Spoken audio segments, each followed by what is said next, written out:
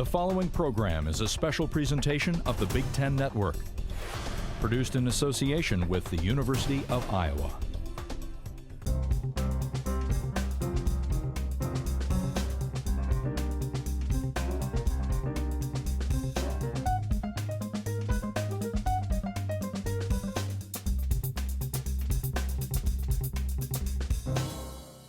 Hi, welcome to Conversations from the Iowa Writers Workshop. I'm Kecia Lynn.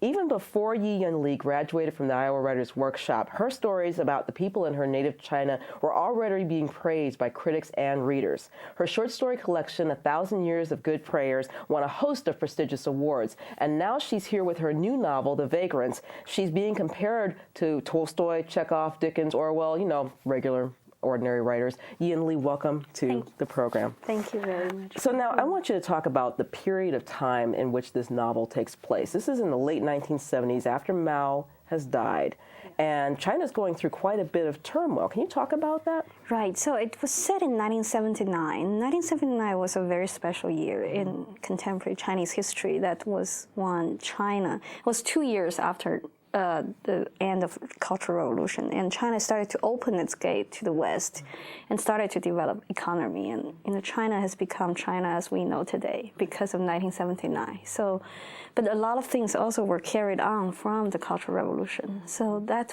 I was very curious about that time. Well, the Cultural Revolution, just for people who don't know, is that this was a time when Mao Zedong had decided that anything that was even remotely related to bourgeois intellectualism had to be purged. Is that correct? Right. And it went on for 10 years. It went on for 10 years.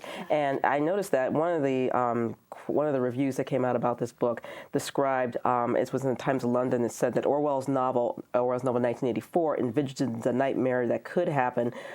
Your book describes one that did happen. You were a child around the time that, in 1979, you were the same age as one of your characters. What do you remember from that time period? I think it's interesting when you are a child, you remember a lot of things, but you don't understand. So I carried a lot of memories from around the time, even just, between 1977 and 1979. There were, a couple of things like I remembered really well, and I was very perplexed, was I went to, a couple of times we were taken out of schools, preschools, to go to these denunciation ceremonies before people were executed. And I remember it was a very festive day, and everybody was happy, and, we sang songs, we marched there, and one time I remembered really well, I was 5, and there were 4 people who were going to be executed, and one of them was a woman. I remembered her hair. Wow. I think that was the only really concrete memory about that person. So those things, you do carry them around with you without understanding them. You didn't understand what was going on, but it's interesting, like you said, what things flashed in your mind. And I know you said this book, The Vagrants, is based on a true story. I wanted to read the opening sentence. The day started before sunrise on March 21st, 1979, when teacher Gu woke up and found his wife sobbing quietly into her blanket. And the next sentence, you described that this is the day that their daughter is going to be executed. Can you talk about the story from which this was built? Right. So I based the novel loosely on this case in late 78 and early 79. There was not much to research on the case, for one thing, but this was in a provincial town, and the woman had been imprisoned for 10 years, and she got a retrial, and she got a death sentence after the retrial, and she was executed. Right before she was executed, her kidneys were taken out for transplant, and her body was also mutilated by this really weird, creepy person. So, and she died. After she died, the town organized a protest on her behalf. And a few weeks later, there was this crackdown, and the second woman, who was the organizer of the protest, she was executed. So I just look at this case because there was not much to research, and also I think it was perfect for a novel is at bookends, execution. So I just started to think about these people. Just kind of building the story around this event. And what's really interesting about this is that you do have all these different characters who are all experiencing this time, and they all live in a town called Muddy River, which I read was the old name of your husband's hometown. Is that correct? Yes. Yeah. He was from Muddy River, but Muddy River was renamed into White Mountain in 1994. Very nice name for touristry. Yeah. But now you're from the city, right? You grew up. I grew up in Beijing. You grew up in Beijing. You decided to choose a small town. Is there a particular reason for that? For this? Yes. One, the main reason is I'm always interested in things that happen around the center, not in the center. In 1979, there was this democratic war movement, called Beijing Spring, in Beijing. But those were activists, and they were really at the center of all this change. But I think my interest was in this provincial town, how the center, the change in the center rippled through the country. So that's one reason I chose Muddy River. The other thing is, I grew up in Beijing, but in late 1970s, Beijing was very provincial in a way. It was not much different from Muddy River. What I liked about this novel, so many things I liked about this novel, but how you have these different stories that kind of intertwine. You have these different characters. You have the Gus, the woman being executed is named Gushan, and her parents are the Gus, and then you have her classmate. You have this girl who was crippled. You have this boy, Bashi, who was very creepy. You have this little boy. What was tell me about some of the advantages and challenges of working with such a large cast of characters? For one thing, I think, I used to really love that communal voice, that we voice in storytelling, and that communal voice is really hard to carry on in the novel format. But for one thing, if you look at Chinese history or any history that, lives in the, people live in this close quarter without knowing a lot of things, none of them had a real story. You really had to, piece together the real story from different point of views. So that's the reason I started to work on this. But it was very hard to keep track of all these people. Right. I had a list of people's names and jobs and ages. Just had figuring this stuff out. Well, you had your core, you had the skeleton of the story, which was this true story. And then you kind of, like I said, you wove all these people in. Was this a point A to point B type of writing, or did you find yourself writing? Because like I said, I felt like each one of these people's stories could have stood on their own, pretty much. And I'm wondering, did you write it piecemeal, or? I wrote it really from point A to point B. I knew I started with one execution, and it was another. And I also knew, there were 3 parts in the novel around 3 public events. So most characters were written from just point A to point B, but there was one character I actually did a lot of revision who's Kai. Kai, yes. The second woman who was executed. She came in really late. She was a very minor character at the beginning, at the first draft. Yeah, she comes up pretty strongly. Yeah, in the end, I realized, you really, if you kill someone in a novel, you have to give your readers this person for them to miss her. Yeah, and it's interesting you mentioned Kai, because she is as counterpoint, because they went to school together, she and the executed woman, and she is a mouthpiece for the party. And at this time in China, they had each town had its own loudspeaker system, and they read the propaganda, and all that. And it was just interesting how you find out that she, it was really affected by this, and that she is now part of this anti-communist demonstration.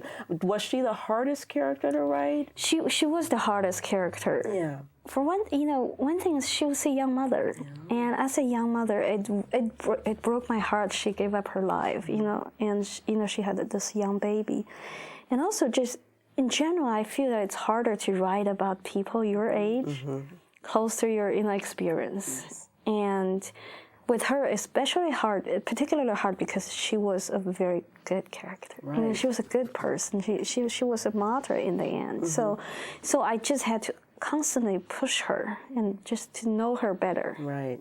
I thought that she was really, again, complex. All of the characters were complex. I was thinking about Bashi, who is he's described as sinister, he's described as an idler, as a loner, a little simple. I just thought he was a fascinating character. I always wonder sometimes when you write characters, certain ones are more fun than others. I mean, he's not a nice person, but He's not a nice, but he's a lovely character. Yeah, he is. He's one of my most favorite characters from the novel. Yeah. Because, I sort of knew him really well from the very beginning, and whatever he did really made sense in a way, according to his logic. Sure. And he had really wrong logic. Really wrong logic. So, but it was very much fun to write him. And he really broke my heart too, because he was also a sweetheart. He was off, but he also had that capacity to love people. Now we're at the end of the story, and there's only certain things people feel safe to talk about. So they're kind of making up their stories. They have this legend, but it's in this narrow space. Right. That descriptive, that sense of being censored and being watched, even though China's technically on the verge of a new a new paradigm, really, a new way of being. Right. But 79 people were much more watched than now, I would say. Than they are now. Yeah. And that the Democracy Wall movement, which you document in this, was a precursor to the Tiananmen Square Yes. uprising. Yes, so 10 years earlier. It was 10 years earlier, right. I wanted to ask one thing about the book and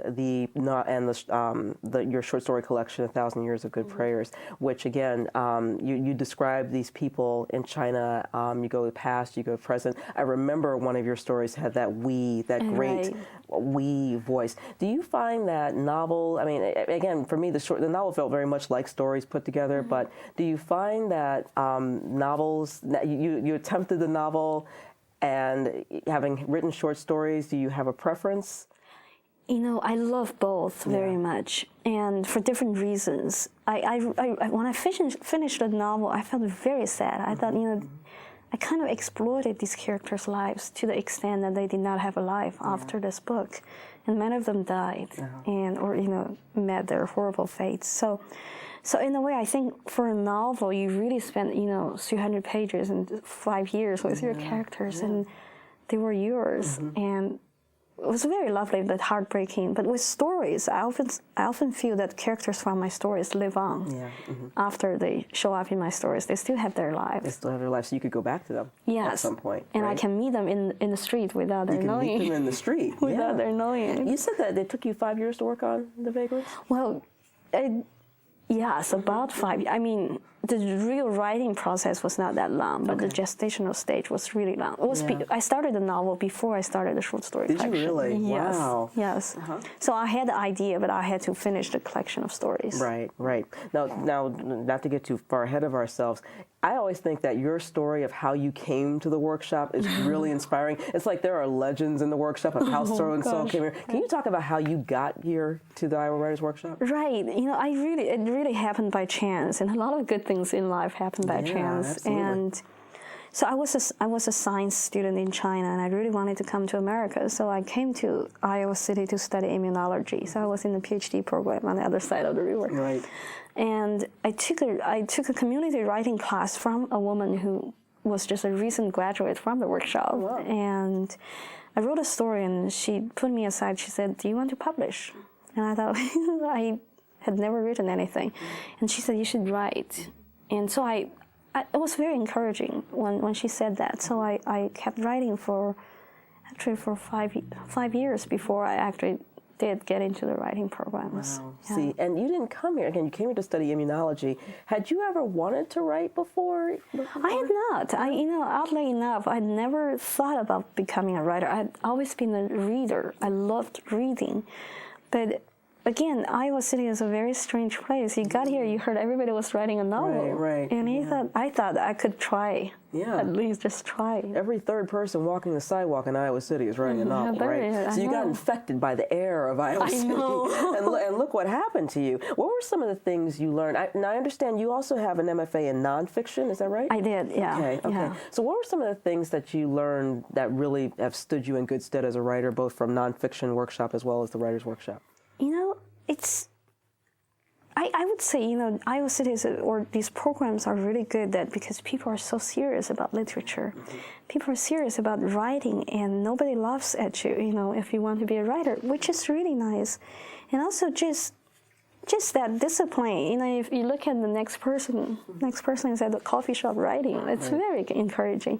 So think it's not, writing tends to be a very lonely business, but here in Iowa City, writing is not that lonely, I would say. No, you're surrounded by people, everybody's doing it, right? And you had a class of people who supported you and, people you're still in touch with, some people that you're reading with. Can you talk about your writing process? I mean, because I know you're married, you have 2 young boys, you're teaching. Yes. I'm going to ask about your teaching process in a minute, but what's your typical writing day like?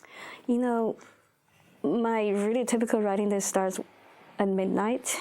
Okay. And I write from midnight to 4 o'clock in the morning because I feel that's the only time I can get by myself. It was with children and a job and a family to take care of. It's very hard. Yeah. So when I do my active writing, that's the time I write. Yeah.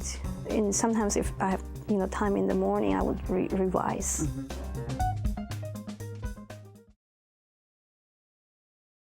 Tell me about teaching. You teach at UC Davis, and you're teaching creative writing. You're also teaching literature. Yes. How is that working out for you? How do you like that?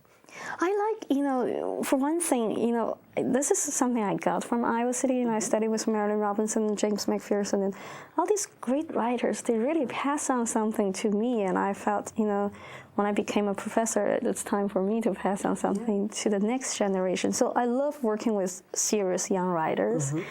But I really do love teaching reading. Because, it's just fun to read a great story with your students, and sometimes they don't feel the story is great. And then you kind of feel that you're trying to have a conversation with a great writer in front of your students, and having them, understand that conversation. Can you describe one of the stories that you've taught in your class? I taught Chekhov's Darling, which was anthologized, often anthologized, and my students complain about that the woman character said, she was too weak and she was not independent. She married someone. She took up the husband's words, and I said, no. You need to look closely. There was one line about when she was married to the theater manager. The theater manager was very dramatic and sentimental and all these things. And in the story, Chekhov said every time there was a bad review, she cried with her husband. But then she went to the newspaper to fix it. The question I've asked most of the writers that have come to visit us is, what kinds of things do you want your students to learn from you in your class? So I think 2 things I'm teaching my students, if they can get from me or get from any writer, would be great. One thing is, I want my students to understand that they write not for the sake of publication. And, if you look at, there are so many books published every year. In 10 years, how many books will be read? In 50 years. So what I want to get across is, you write to have a good conversation with a great writer. So for me, I feel that I write to talk to William Trevor. If I have a story that can talk to Trevor's story, I'll be really happy. So I feel that that gives them a lot to look up to. If you can have a conversation with Chekhov in your story, that's much more wonderful than thinking, can I be the next hottest, best young. It's interesting about teaching and trying to get the students to see the story through your eyes. I have a friend who teaches Tim O'Brien's The Things They Carry, which is a classic story. And she says from the beginning, she's saying, you are going to like this story. I don't care how long we spend, how much time we spend on this, you're going to like this story. But one of the things that I enjoyed about teaching, the same thing, is to show people your favorite, authors. Can you talk about some of your favorite authors? Who are you reading now? William Trevor is my hero. Yes. So So I still read him every day, just to get that voice. But I don't teach Trevor often because it breaks my heart when people say something negative. You cannot teach someone. That's my friend. You can't talk to him. I know. Talk about him. But I love to teach, Chekhov and Maupassant and these, classics and Gogol, and especially writers, and they don't often like to read. It's easier to teach, say, Dennis Johnson than Gogol, I think. Exactly. I know. It's the challenges in finding in the old stories, the things that young people will relate to. That's right. Yeah, it's a challenge of teaching, though. Yes. I always think it's great to be able to expose a student to a Guy de Maupassant story. I know, and I feel that the students are young. This is their first time or second time to read these stories, and it will take them some time to get to the story. Yeah, they may call you 5 years from now. I get it. Yeah. What are you working on now? I think I just finished a collection of stories, and I just turned in the manuscript before the book came out, before the novel came out. So I'm going to start a novel that is set in contemporary China in 2008 rather than 1970. Then going back. Do you think you're done with that period, or I mean, it's hard to say. No, I think it's very hard to say, and I think it depends on your mood. Sometimes you just want to go back and to explore that period again. But for now, I feel that I need to put it down. Yeah, right. Yes. I wanted to make sure I asked you real quick about the fact that 2 of your stories have been made into movies in this past year. As a matter of fact, were you involved in the making of those movies at all? Yes. So Wayne Wang, who is the director, of Joy Luck Club and other, Smoke by Paul Auster, and he did 2 films. I wrote the script for 1,000 Years Good Prayers for him, and I worked with him on that movie and that film really closely. So we went through the drafts many times, and then I went to the set to read with the actors, and which was fun. Oh, that's great. Have you seen the movies? I have seen both. Yes. Yeah. How does it feel to see your work on the screen? It's very, it's lovely and strange in a way that you made up these people in your imagination, and all of a sudden they were real on the screen, and they were saying your lines, which was really odd, but it was lovely too. Nice experience. It was a very nice experience. Thank you so much for speaking to us today. Thank you very much, Kecia. This is Yiyun Li's new novel. It's called The Vagrants. I'm Kecia Lynn. You've been watching Conversations from the Iowa Writers Workshop.